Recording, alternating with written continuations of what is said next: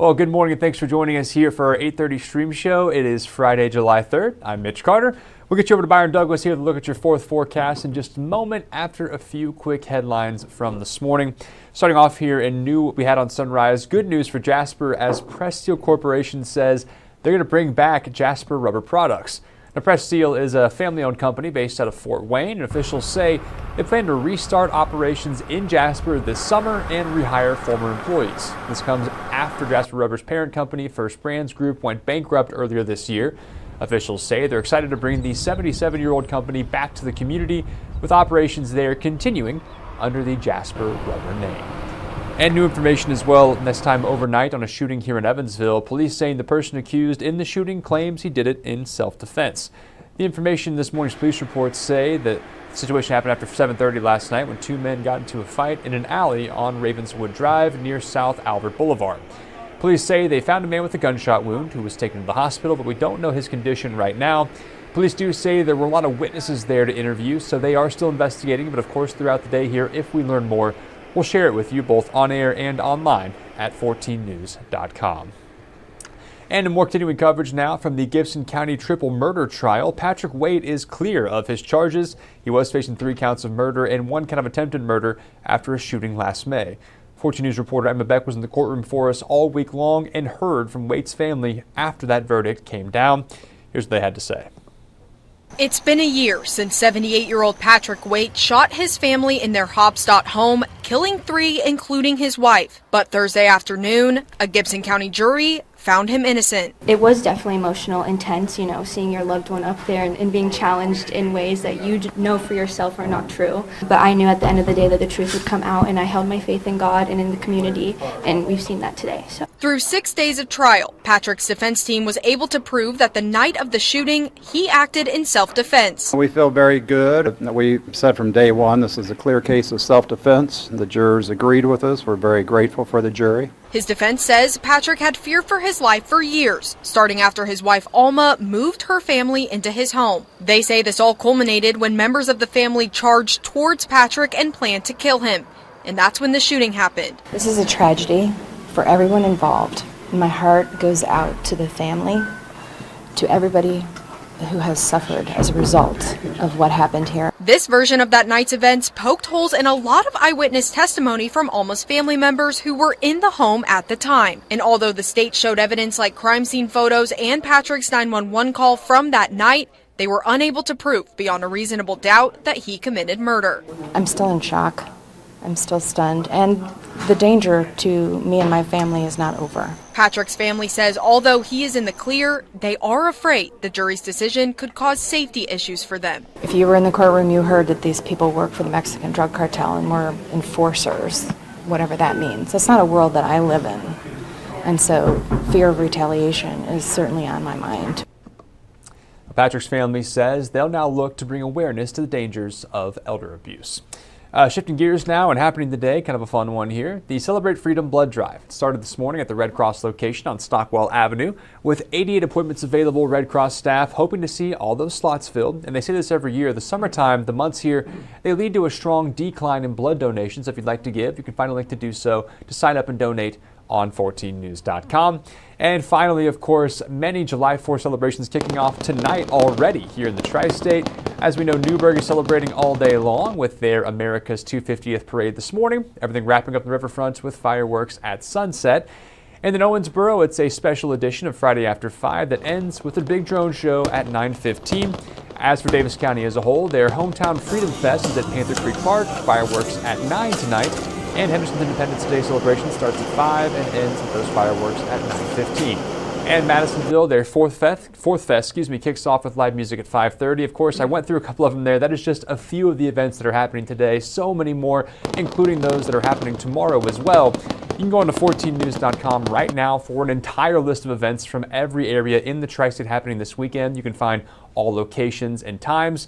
As a reminder as well, for those in Evansville, the fireworks on the Ohio is at 9:15 tomorrow night. And before we go here, if you want to travel at all 4th of July, some good news for drivers in Indiana. Governor Mike Braun once again suspended the state's sales and excise taxes on gas, meaning drivers will continue to see a 60-cent discount at the pump for yet another month.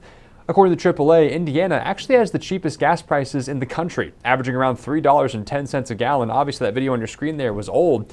The governor saying this is the last time, though, he can extend the suspensions without lawmaker approval. So please soak it up, Hoosier drivers. Things are looking good if you got to travel at all for the 4th of July.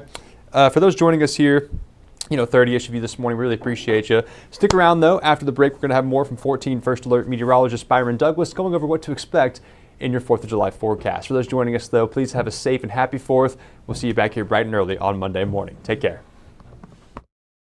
Stay informed on your local news and weather throughout the day by watching the 14 First Alert streaming shows. At 8:30 a.m., get your First Alert forecast to plan the day ahead and catch up on the news that happened overnight with the 14 News Sunrise team. In the afternoon, get the latest headlines, forecasts, and a preview of the stories we're working on with the 14 First Alert streaming show at 2:30. And get an in-depth look at the 14 First Alert forecast so you're ready for the next big thing with the 14 First Alert weather show at 9 p.m. Watch the 14 First Alert streaming show that fits your schedule and works best for you. Streaming on your phone by downloading the 14 News app and the 14 First Alert weather app. On your smart TV by using the 14 News streaming app. And stream anytime on Facebook, YouTube, or on 14news.com. Stay connected and stay informed by watching the 14 First Alert streaming shows on your favorite streaming devices.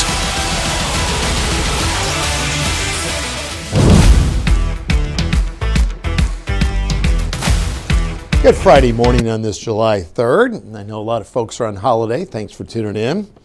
We'll cover the alert day.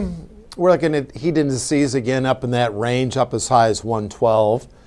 And then Saturday, covering the 4th, we have a few storms around, especially during the afternoon, a timeline coming at you. And really, I'm less concerned, frankly, about the heat on Sunday. We could see a few passing thunderstorms, but I think we're going to be in pretty good shape Sunday. And then as we go into next week, we'll just grab this full and go on to the next graphic. Again, thanks for tuning in. If you're visiting from afar and you found us here, we do appreciate it. And thanks for tuning in. Let's get right to it. If you've got to get out the door, maybe you're heading out boating. Isolated thunderstorms. The best setups during the afternoon, a 20% chance. So it looks good for the fireworks displays, even if you're heading up to Albion. They got a celebration going on, Sturgis, Kentucky. And that heat index 106 to 112. Tonight, muggy, a few isolated showers and storms, down to 72. We'll go to an hour-by-hour forecast in a moment. Extreme heat warning. Then we have an extreme heat watch, an advisory. We're going to back up to an advisory for tomorrow. So that goes until 8 p.m. And the heat advisory would generally be in effect from about 11 a.m. on the 4th until 8 p.m. on the 4th. Nothing on Doppler radar. We'll move the radar around just a bit. Maybe a little shower trying to organize there in Hamilton County. I was down in Seabury yesterday, and the storm developed right over Seabury, then kind of worked through areas of Anderson and Davis County. It was a sub-severe storm.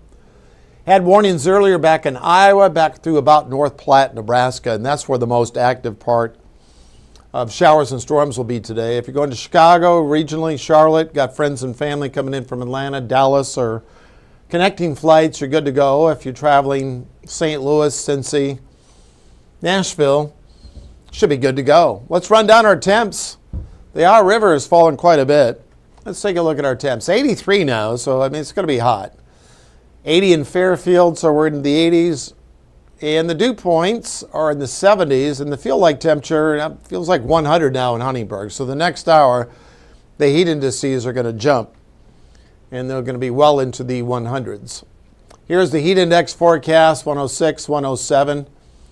Generally in a range there between, as I mentioned, 106 and 112. Here's the hour-by-hour, low to mid-90s. We had our hottest day of the year at 95 yesterday, and that's about where we'll be today. And let's make a stop in Madisonville. If you're heading out to the fest there at 3, just stay hydrated. It's be 93 during that time frame. You're going to wait till later. Temperatures will start to ease as you draw closer to the fireworks. And a stop in Owensboro. Got Friday after 5, the drone show there at 9:15. We'll go hour by hour. The nice thing with these, we can go into different towns and pull the specific forecast. So lower 90s, low to mid 90s during that time frame. Let's go to the hourlies. Winds are going to be out of the south. A storm can flare anywhere. When it gets this hot, you get converging winds and you get a little lift. Convective type storms, but not showing a lot. And then 8, 9 o'clock, the winds pick up a little bit. So we'll watch those time frames. So right now, it wants to bring a chance of showers Madisonville up to about Albion and Fairfield, but not a lot of coverage. Here we go for the 4th of July. I think during the morning we're fine, and this is more typical. We get some showers and storms going during the afternoon. I've included even chances. So as we go to the afternoon, you get these outflow boundaries, these MCVs as we call them. You can get some showers and storms 7, 8 o'clock during that time frame. So we talked about on 14 News Sunrise, there's a case to be made. We have the alert time in for the potential for a few storms that we could see us bumped up to a level 1, level 2 threat. We'll inspect that. We talked on Sunrise, the Storm Prediction Center might update. We'll check that in a moment.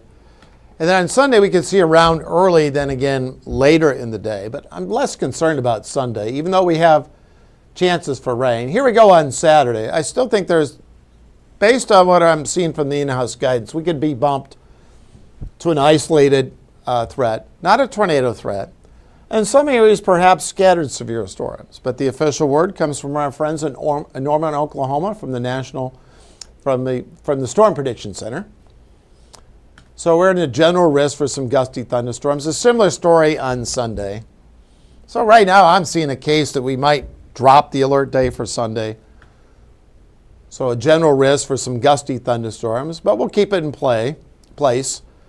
And then as we take the look at the next 7 days, next week, we're not going to be, it's going to be typical heat and humidity from July, the month of July. I mean 85 is flat out reasonable. 87 on Wednesday, 89 on Thursday, our average highs in the upper 80s. So looking at the 4th, the best chance later in the day, but some of the guidance is showing decent chances between 4 and 10 p.m. So we'll have to watch the fireworks displays during that time frame. And then today, very isolated nature. And then the extreme heat warning will end officially at 8 p.m. and then kind of supplanted, if you will, with a heat advisory for July 4th. Tracy, Suzanne, Jason, Doris, Krista, hope everyone's doing well. And Judy, Kayla, Carla, Cindy, I'm saying hi to everybody. All right. Danny, hope you're doing well. Jamie, hope you're doing well. Hope everyone's having a great 4th. Thank you, Jamie. Appreciate the thanks. And we're going to have more. I'm doing the 11 and the noon today. That will be fun. I'm going to give Arden the day off. Zach, hope you're doing well. And Carol, that's a look at the 7-day. We had a fun tour in Webster County yesterday. We had a just great time. Second time we've been down there in the last few days. As I mentioned, we'll have more coming up at 11 and noon and our 14 First Alert weather app. On behalf of everyone here at 14 WFIE, have a safe and happy 4th of July weekend and be safe.